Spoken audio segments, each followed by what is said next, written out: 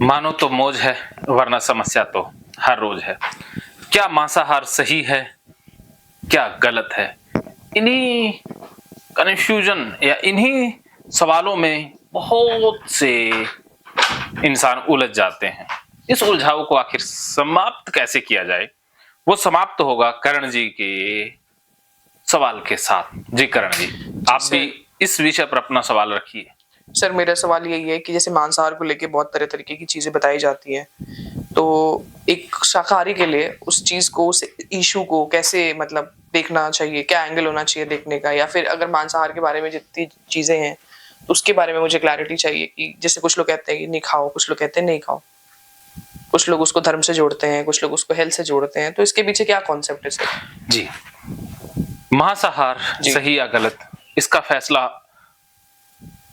हम एक व्यक्ति के एंगल से नहीं करेंगे, हम यूनिवर्सल रूप से इसको लेंगे, ठीक है। तो इसका फैसला भौगोलिक क्षेत्र के हिसाब से होता है। आज से हजारों करोड़ों साल पहले मनुष्य मांसाहारी ही था जी, शाकाहारी उसके वो जो फसलें तो थी नहीं, वो फल खाता था या मांसाहार करता था जी। तो मनुष्य बेसिकली सर्वाहारी है कि वो मांसाहार भी कर सकता है और शाकाहार भी कर सकता है, दोनों कर सकता है। जैसे कुत्ता बिल्ली ये जीव होते हैं, जैसे शेर शुद्ध मांसाहारी है, बकरी शुद्ध शाकाहारी है, लेकिन मनुष्य सर्वाहारी है।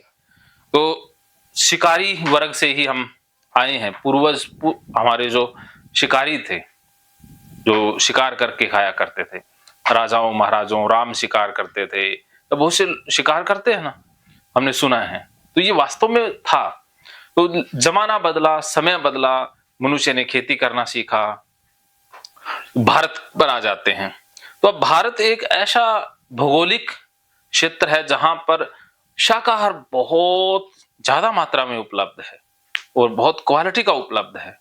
लेकिन बहुत सारे ऐसे देश हैं जहां पर मांसाहार के अलावा कुछ उपलब्ध ही नहीं है, और बहुत सारे इलाके ऐसे हैं जहां पर मांसाहार के अलावा ये अनाज पॉसिबल नहीं है। तो वो लोग आज भी मांसाहारी हैं, भारत के अंदर भी मांसाहारी है। भारत में समुद्री इलाकों में मछली खाई जाती है, तो वहां पर जो ब्राह्मण है वो भी मांसाहारी होते हैं। लेकिन ये जो नॉर्थ इंडिया का ये हमारा मध्य भारत है, यहाँ पर बहुत मात्रा में अनाज उपजता है। तो इसीलिए जो विद्वान थे उन्होंने मांसाहार को वर्जित बता दिया कि अरे तुम्हारे पास जब इतनी दालें इतना अनाज उपलब्ध है तो तुम क्यों किसी जीव की हत्या करते हो। तो अगर वो सीधा कह देते कि तुम्हें जरूरत नहीं है तो कोई मानता नहीं, तो उन्होंने धर्म से और पाप से जोड़ दिया। क्योंकि मनुष्य डर के कारण चलता है, मनुष्य को जितना ज्यादा डराया जाएगा वो बैलेंस में आ जाएगा या व्यवस्थित हो जाएगा। हमें डराकर ही तो व्यवस्थित किया गया है, वरना मनुष्य इतना ज्यादा अंदर से हिंसक हो जाता है कई बार कि वो बहुत विनाश भी कर सकता है। तो पुण्य के नाम से, स्वर्ग के नाम से लालच दिया गया। जैसे ये कहते हैं सर कि जैसे मांसाहार खाओगे तो आश्चर्य प्रवृत्ति बढ़ेगी। हाँ हाँ, वो बढ़ेगी, लेकिन हम मांसाहारी तो बेसिकली थे, और हम शाकाहारी मांसाहारी दोनों अपने अपने टेस्ट के हिसाब से, हाँ तरीके हैं जीने के। जी। जब जरूरत हो तो मांसाहार कर लो, अगर जरूरत नहीं है तो आप शाकाहारी बन जाओ। तो अपने क्षेत्र में अनाज बहुत है, तो इस क्षेत्र में ना खाओगे मांसाहार तो भी चलेगा।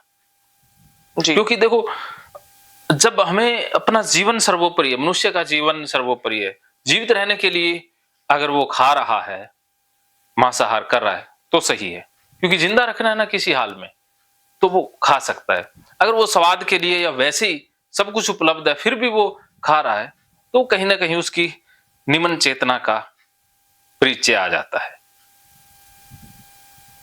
जी। हाँ, तो परिस्थितियों के हिसाब से आप मांसाहार करते हो, सही है।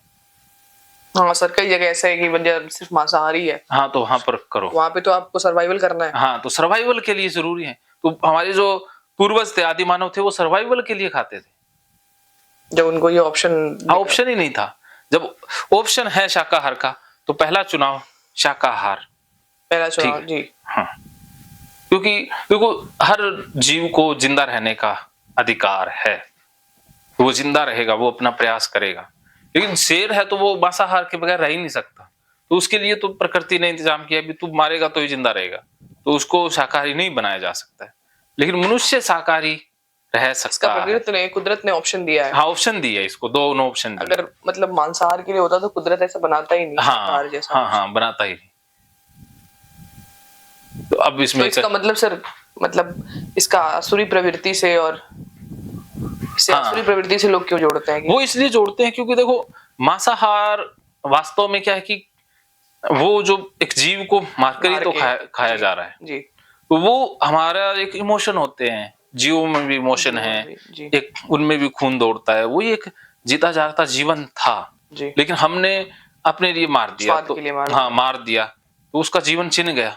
हम्म, तो वो प्रवृत्ति तो कहीं ना कहीं हमारी आसुरी ही दर्शाती है। दर्शाती है। और हम जो बाकी अनाज ये खाते हैं, सब्जियां, उनमें निमन वो चेतना है, जी जानवरों में चेतना उनसे ज्यादा है।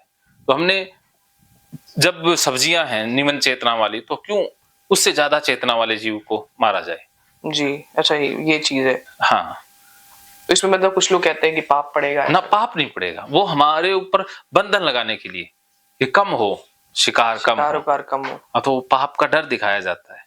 वरना अगर कह दें भी खाओ मर्जी आए जो, तो लोग तो समझदार थोड़ी ना है, आप और मेरे जैसे लोग तो लोग हैं, उनको तो खुली छूट मिल गई सब तो। खाना, बिल्कुल। हाँ हाँ, तो डराना भी जरूरी होता है, किसी को पाप का बंधन लगाना ही जरूरी होता है, क्योंकि हर बंदे पर हर साइकोलॉजी काम नहीं, वो एक ही साइकोलॉजी काम नहीं करती।